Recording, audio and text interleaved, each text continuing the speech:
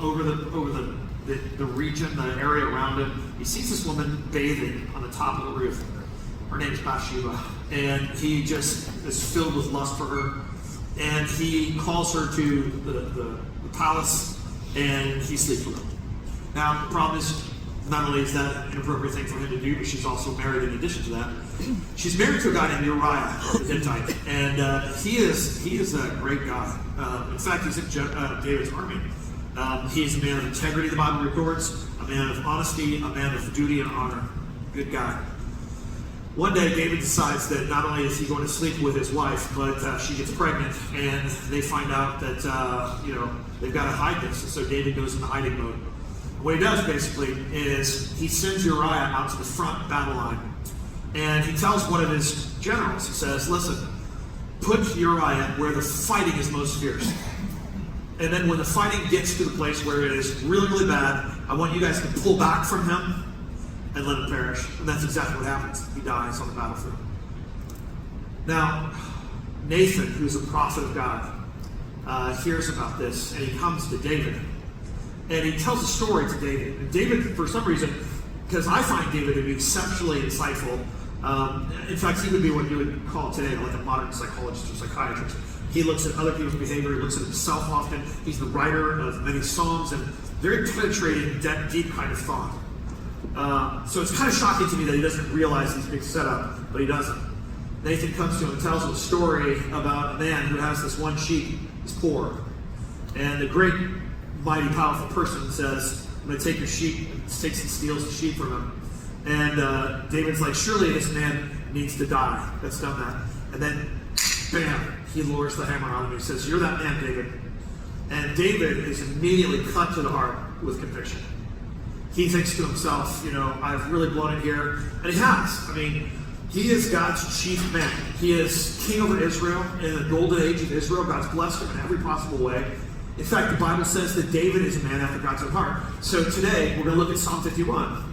And Psalm 51 is in the aftermath of everything that's happening. David is looking at the pain of the consequences of his decisions. All of this is self-induced. This is no one else's fault.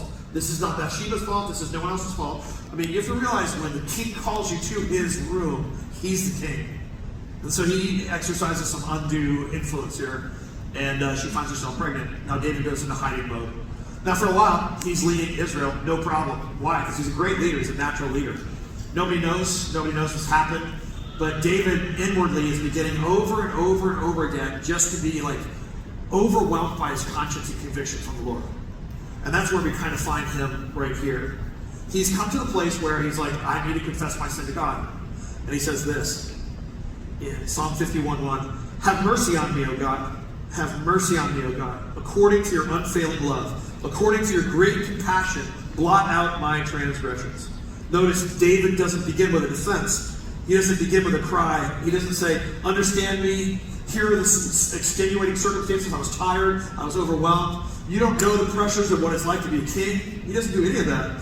He doesn't appeal to his track record. God, you know the kind of worship that I've given to you in Israel, the kind of king that I've been, the kind of battles that I've won. He doesn't do any of that. He just simply comes and he says, God, I'm in a place right now where I have no excuses. I just need mercy from you. That's the only thing I can have right now. He's not coming as someone who needs and deserves pardon. He's coming as someone who needs compassion right now. And he's not negotiating with God. We do that a lot, right? We do that kind of negotiation with God all the time. Something happens, and we say to him, God, I'll never do that again. I'll never do it again. And here's what I'm going to do. I'm going to put this rule in my life. I'm going to put this rule in my life. I'm going to do this thing. And I'm just going to keep it as far away from me as I possibly can. But you know that doesn't work, right? Because that doesn't work. It just doesn't work that way. That's not how God designed you and I to change. David doesn't do any of that by his own credit. For his own credit, he doesn't do that. And he says, have mercy on me, O God.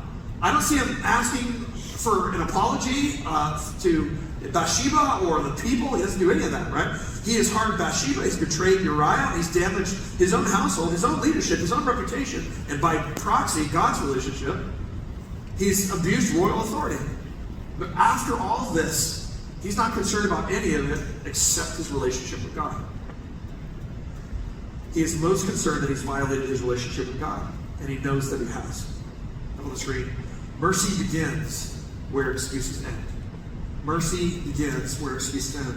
I think it's really important for us to recognize that, like, when we come to God and we start negotiating with Him, I'll do this for you if you just get me out of this situation. I'll do this for you if you get me out of this situation, or I'll stop doing these things, God, because I know they don't make you happy.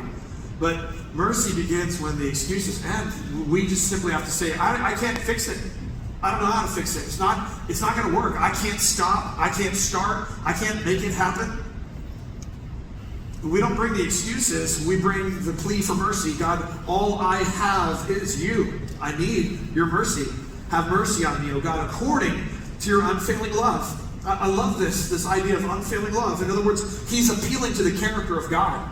He's saying, I need you to give mercy to me, and I know I don't deserve it, and there's no reason why I could qualify for it, but it's according to your unfailing love. Not my unfailing love towards you, God, but yours towards me. And so he's looking at God and he's saying, God, I'm trusting not in myself, but in you. I'm trusting that your unfailing love is going to orchestrate the right circumstances for me.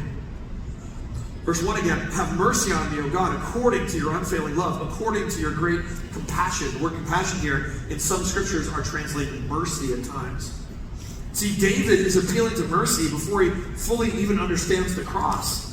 And I love this because when he prays these prayers, have mercy on me, O God, according to your unfailing love, according to your great compassion, he's talking now more like a Christian, not like an Old Testament person. The Old Testament was about the law. It was about righteousness. It was about doing right before God. But here, he's like, I need grace. I need mercy. I need you to look down upon me, even though I have no claim on it. And I need you to bring compassion to me. And this is what happens at the cross. At the cross, God does not ignore sin. He doesn't, right? He deals with sin at the cross. At the cross, mercy does not pretend that evil is harmless. Mercy pays the cost to redeem what evil has broken. I want you to think about it for a second. The cross deals with justice and mercy. And I need you to understand these two parts of the cross are necessary because they're necessary parts of who God is. And if you were to take one of these, mercy or justice, and do away with them, you would do away with God himself.